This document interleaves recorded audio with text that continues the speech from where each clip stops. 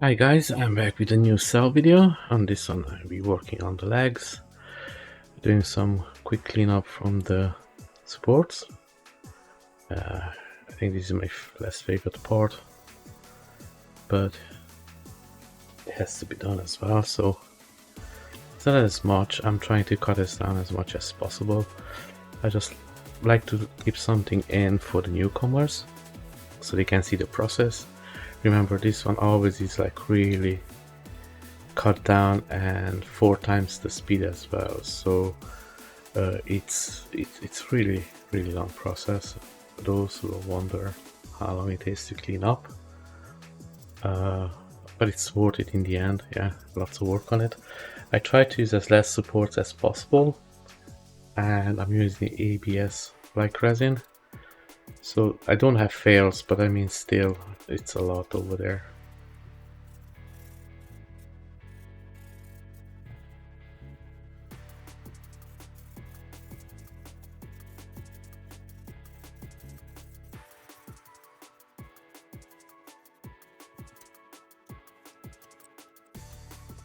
Now over here you're gonna see the base color.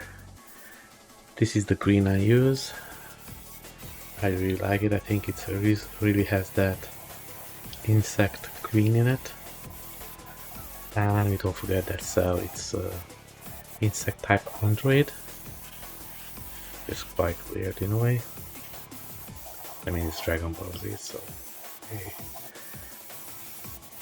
Now I'm trying to cover everything up as much as possible with one coat, but sometimes one coat will be enough, so then I'm gonna use 2 coats. Depends how good is the coverage. Sometimes I like it to leave it a little thinner coat, the base layer, so the black comes out a little bit, just a little bit. By the way, I'm using the Citadel Primer, the tin. I like it better. I think the whole base color just goes better down on it. I used to use the specific airbrush primers, but I don't like them as much, so at one point I just give up and I just using the one from Citadel. It's really good.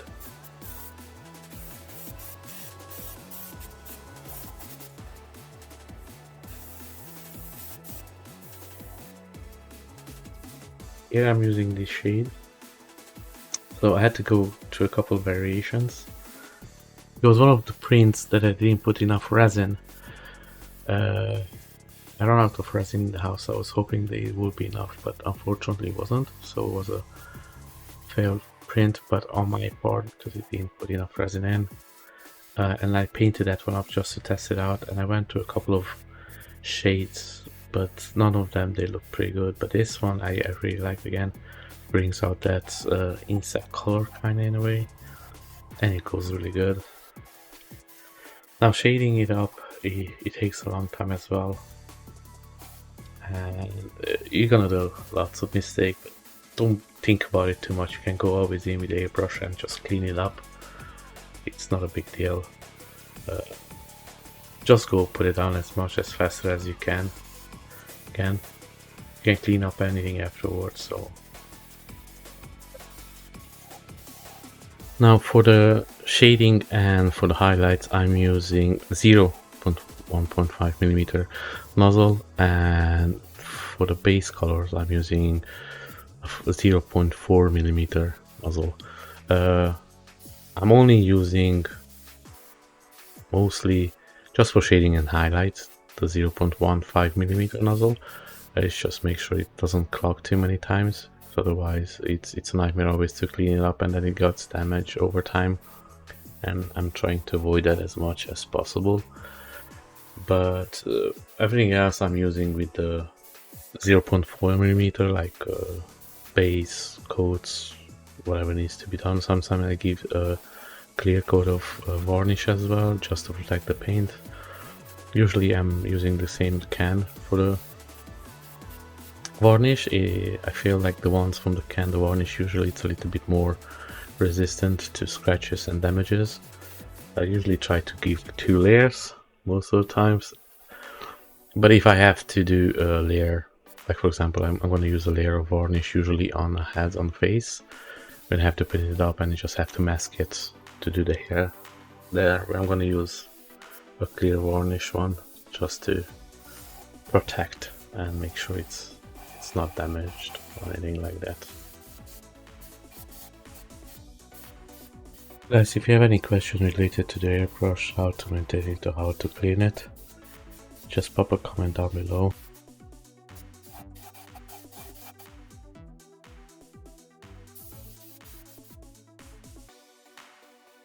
Now here, this one is the green for the highlights. So here I was saying that you can correct out all of your mistakes that you done with the shading.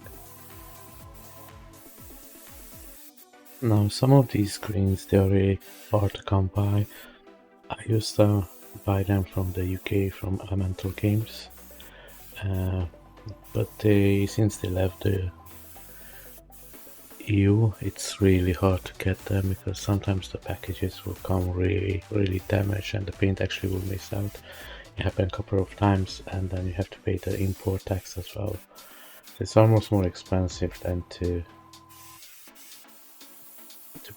buy some other paints from the shops. No. I always try to get them in when it's possible. Now the two airbrushes I'm using mostly is the Infinite CR Plus and the Evolution CR Plus. The needles and the nozzles, they are interchangeable between these two, so it's quite okay. I really like them, they are way different, but I think they are the best airbrushes out there at the moment. I only use these two as like professional airbrushes, but the rest of them, they were like the cheap ones. And I have to say they are not worth it, but as a first airbrush it's okay to get like the cheap one.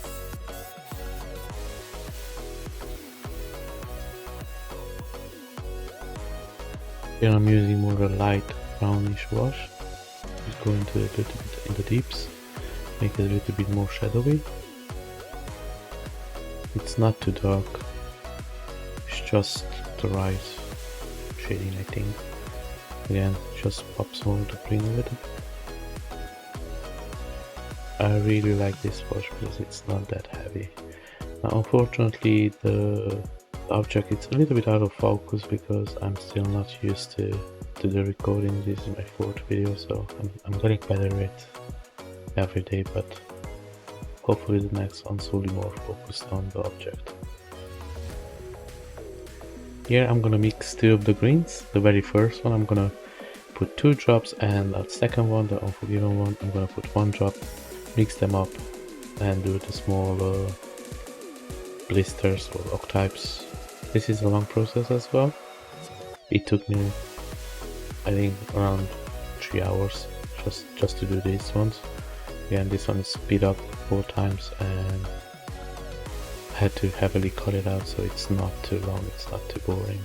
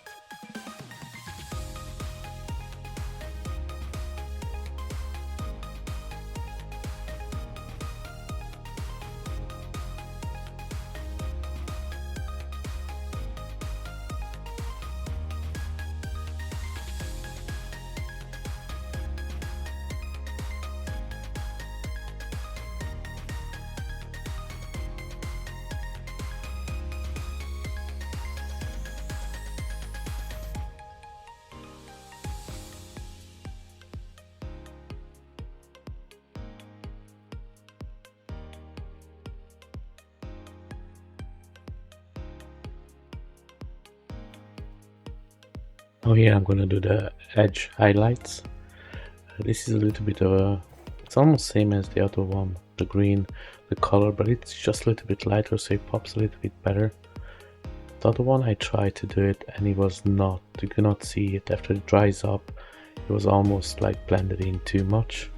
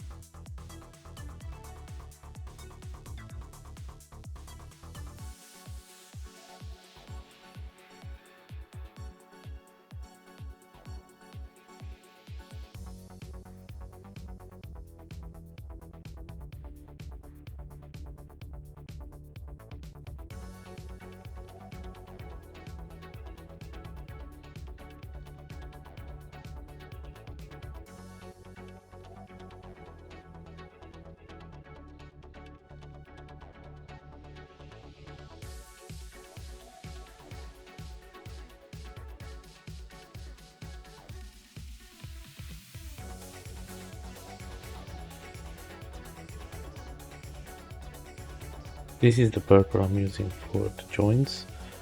Unfortunately, I had again the same problem.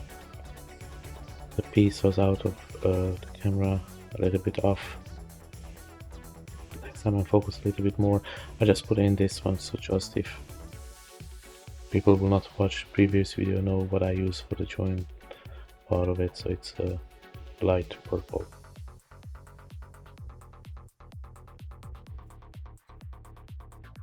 This here is a dark purple.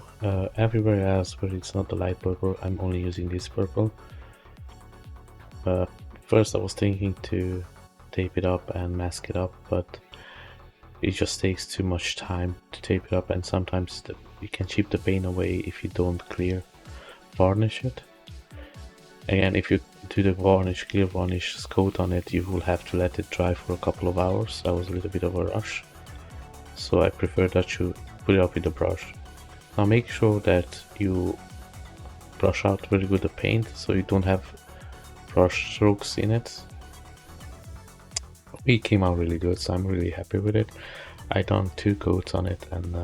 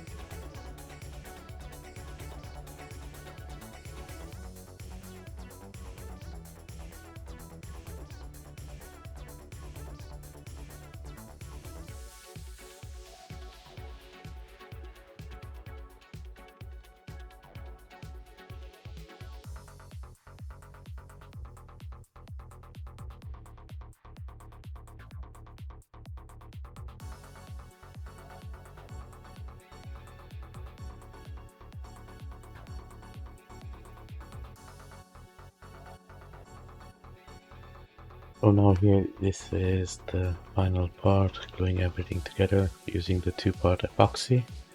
Mix it up and just put it inside. I try to spread it out as much as possible, even in the holes that I left.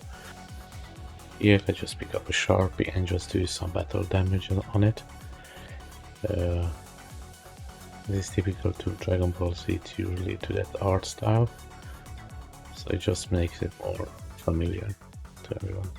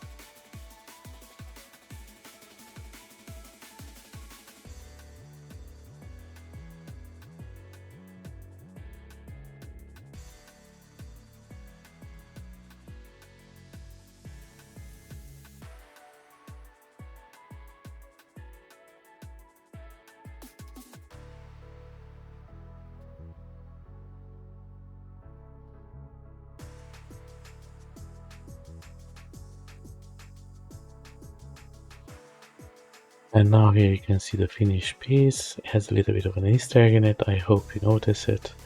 Now, if you enjoyed the video, give it a like, share, subscribe, whatever you want. More videos will come out. I'm gonna try to make them more better each time. So thanks everyone. Bye.